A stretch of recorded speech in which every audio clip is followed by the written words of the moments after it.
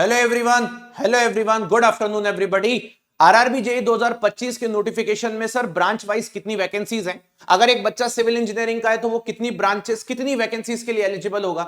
एक बच्चा अगर मैकेनिकल का है तो वो कितनी वैकेंसीज के लिए एलिजिबल होगा? और अगर एक बच्चा इलेक्ट्रॉनिक्स का है तो वो कितनी वैकेंसीज के लिए एलिजिबल होगा? और अगर एक बच्चा ईसी सीएस आईटीएस का है तो वो कितनी वैकेंसी के लिए एलिजिबल होगा? ये तो अनफॉर्चुनेटली हमें पता चल चुका है कि भाई 2025 में नंबर ऑफ वैकेंसीज काफी कम है। और इस चीज का दुख हम सभी को है कि भाई वैकेंसी हमारी जितनी एक्सपेक्टेशन थी एटलीस्ट 5-6 हजार के आसपास, 4.5-5 हजार के आसपास एक एक्सपेक्टेशन था कि इतना तो आपको एक डिसेंट अमाउंट देना चाहिए था, लेकिन शायद आपने उतना डिसेंट अमाउंट भी नहीं दिया। सीधे हमारी एक्सपेक्टेशन से आधी वैकेंसीज पर आप लोगों ने ला करके बैठा दिया है। बट अगर हम बात करते हैं कि नोटिफिकेशन के अंदर या ड्राफ्ट नोटिस के अंदर इन्होंने कितनी वैकेंसीज किस ब्रांच को दिए हैं इस बार, तो जरा समझ लेते हैं। सबसे पहले होता है सीएमए। सीएमए आप सभी को पता है कि ना इलेक्ट्रिकल ब्रांच के बच्चों के लिए होता है, ना सिविल ब्रांच, ना मैकेनिकल, कोई बच्चा, इनका अपना खुद का पेपर होता है। केमिकल वाले बच्चे हैं ये, और इनकी 63 वैकेंसी, इनके लिए भी बहुत ही कम वैकेंसी है। Then depot material superintendent DMS एक ऐसी वैकेंसी जिसमें सभी ब्रांचेस फॉर्म फिल कर सकती हैं, जहां पर इन्होंने 195 वैकेंसीज दी हैं। इलेक्ट्रिकल के जो कोर डिपार्टमेंट है, पहले मेरी बात को सुन लीजिएगा, बहुत सारे बच्चों को मन में ये आएगा कि सर इलेक्ट्रिकल की टोटल वैकेंसी इतनी है। भाई ये इलेक्ट्रिकल की टोटल वैकेंसी नहीं है, इलेक्ट्रिकल के डिपार्टमेंट में इन्होंने टोटल 489 वैकेंसीज निकाली है। मैकेनिकल के जितने डिपार्टमेंट्स हैं रेलवे के, उसके अंदर 743 वैकेंसी है।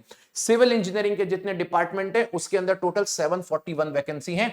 इलेक्ट्रॉनिक सिग्नल सीएसआईटी वाले जितने डिपार्टमेंट है उसमें टोटल 218 वैकेंसी है। और ट्रैक मशीन एक अलग डिपार्टमेंट होता है जिसके अंदर 121 वैकेंसीज इन्होंने यहां पर दी हुई है। अब बात ये आती है एक बच्चा कितनी वैकेंसीज के लिए एलिजिबल है, पर्टिकुलरली अगर हम टोटल वैकेंसीज में से बात करते हैं, क्योंकि अभी हमें ये तो पता ही नहीं है कि किस बोर्ड में कितनी वैकेंसी आएंगी, लेकिन एक बच्चा कितनी वैकेंसी के लिए एलिजिबल है जरा समझते हैं।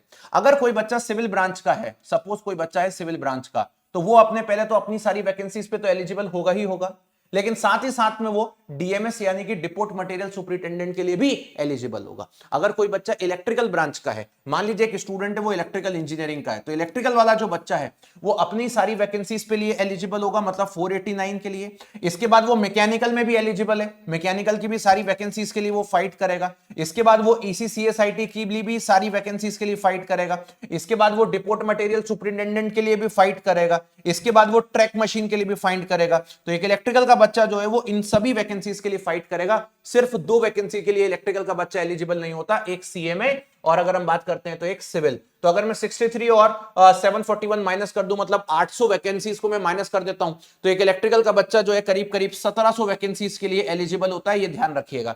सिमिलरली फॉर मैकेनिकल है, इसी तरीके से इलेक्ट्रॉनिक्स है, और इसी तरीके से इलेक्ट्रॉनिक्स के बाद बाकी के सारे डिपार्टमेंट है। तो एक सिविल का बच्चा जो होता है वो सिर्फ सिविल की वैकेंसी के लिए एलिजिबल होता है, बाकी डिपार्टमेंट के लिए नहीं होता, लेकिन बाकी सभी डिपार्टमेंट के बच्चे अपने इंटरनल डिपार्टमेंट सभी में एलिजिबल होते हैं। लेकिन क्या मैं ये बोल सकता हूं एक इलेक्ट्रिकल का बच्चा उसके लिए 1700 वैकेंसी है? ये भी नहीं बोल सकता, क्योंकि अभी ये सारी वैकेंसी जो है वो डिवाइड हो जाएंगी बोर्ड वाइज। अब मान लेता हूं इनमें भी एक बोर्ड में चलते हैं, सपोज मैं बात करता हूं मुंबई बोर्ड में, आरआरबी मुंबई में, तो आरआरबी मुंबई में से इनमें से 1700 में से कितनी मिलेंगी? मान लीजिए 300 वैकेंसीज मिली, तो वो उन सिर्फ 300 वैकेंसीज के लिए एलिजिबल होगा वो बच्चा। अगर आप किसी और बोर्ड में देखोगे तो शायद और कम मिलेंगी। तो हर बोर्ड में अलग अलग वैकेंसी मिलेंगी, और ये सारी बातें हमें पता चलेंगी हमारे सेंट्रलाइज्ड नोटिफिकेशन के अंदर। अभी तक जो हमें पास ड्राफ्ट नोटिस, उसके हिसाब से लग रहा है कि मुंबई बोर्ड में वैकेंसी सबसे ज्यादा है अभी भी, इस बार भी, ठीक है, क्योंकि बड़ा बोर्ड है, हर बार रहती है। बाकी कुछ डिपार्टमेंट, कुछ बोर्ड ऐसे भी है जहां पे वैकेंसी बहुत ही ना के बराबर है। और आपको किस बोर्ड से फॉर्म फिल करना पड़ेगा इसके ऊपर भी मैं वीडियो बनाऊंगा। मैंने लास्ट टाइम भी बताया था कि किस बोर्ड से आपको फॉर्म फिल करना चाहिए, और रेलवे का कौन सा बोर्ड किस एरिया में फैला हुआ है। बहुत बार बच्चों को यह भी लगता है जैसे मुंबई बोर्ड से फॉर्म भर रहे हैं तो हमारी नौकरी महाराष्ट्र में लगेगी, ऐसा बिल्कुल भी नहीं है। मुंबई रेलवे का एक बोर्ड है, राइट, और उसकी नौकरी कहां कहां तक फैली हुई है वो भी मैं बताऊंगा। बहुत सारे बच्चे ऐसे होते हैं जिनको लगता है भोपाल बोर्ड से फॉर्म भरेंगे तो भोपाल में जॉब लग जाएगी या फिर मध्य प्रदेश में लगेगी, ऐसा नहीं है। भोपाल बोर्ड जो है वो राजस्थान कोटा तक फैला हुआ है। रेलवे के बोर्ड अलग है और स्टेट वाइज चीजें अलग होती है, तो इसके बारे में भी मैं डिटेल में मैप में आपको समझाऊंगा कि आपको किस हिसाब से फॉर्म भरना चाहिए। लास्ट टाइम भी जब बच्चों को मैंने बताया था तो बच्चों को इससे बहुत बेनिफिट मिला, और कहीं ना कहीं बच्चों ने सही बोर्ड का चयन किया था देश के अंदर। और ऐसे में डिपार्टमेंट की भी प्रेफरेंसेस आपको बताऊंगा कि आपको किस डिपार्टमेंट की कब प्रेफरेंस भरनी है। तो अभी आप अपनी तैयारी को करना चालू कर दीजिए। बाकी वैकेंसीज बढ़ती हैं, it is very well and good for us. हम भी चाहते हैं कि वैकेंसी बढ़ जाए। इतनी कम वैकेंसीज पे हमने भी एक्सपेक्ट नहीं किया था, आपने भी एक्सपेक्ट नहीं किया था, लेकिन ये सरकार कुछ सुनने को रेडी ही नहीं है। कितना भी कुछ कर लो ये कुछ मानते ही नहीं है, लेकिन फिर भी हम अपनी तरफ से पूरा प्रयास करते रहेंगे और आगे बढ़ते रहेंगे। चलिए, सो मिलते हैं इसी तरीके से। So thank you so much, bye bye, take care and love you everybody guys.